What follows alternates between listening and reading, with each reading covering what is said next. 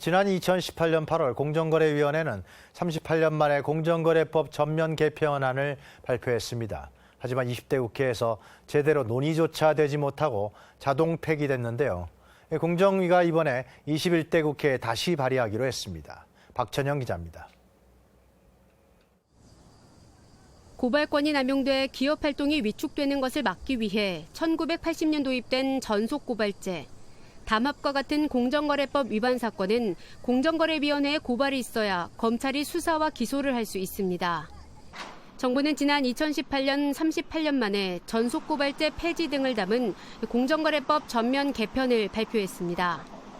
공정경제와 경제민주화를 위해 현재 시각에서 법 개정이 필요하다는 이유에서였습니다. 하지만 20대 국회 임기 만료로 개정안은 자동 폐기됐습니다.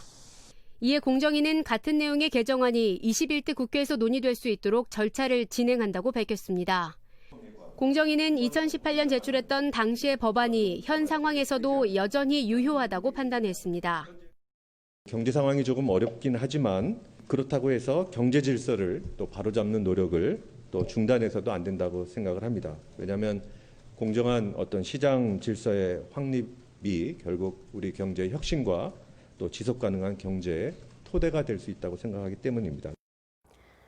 네, 개정안 내용 살펴보겠습니다. 이슈가 됐던 게 앞서 언급해드린 전속고발제 폐지인데요. 사회적 비난이 큰 가격 담합과 입찰 담합 등 경성 담합 부분에선 전속고발제를 폐지해 형사 제재를 강화하는 내용입니다.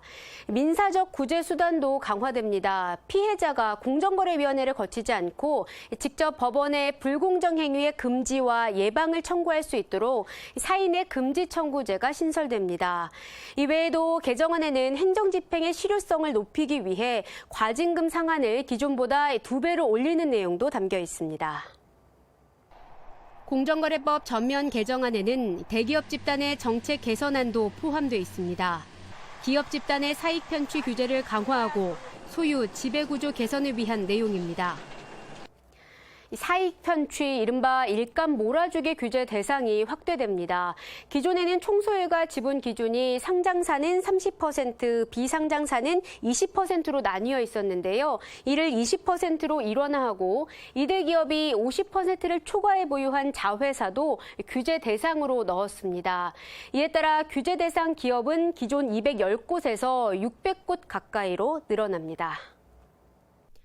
공정거래법 전면 개정안은 40일간 입법 예고됩니다. 공정거래위원회는 관계부처, 이해관계자 등의 의견을 듣고 법제처 심사 등을 거쳐 오는 9월 국회 제출을 목표로 하고 있습니다.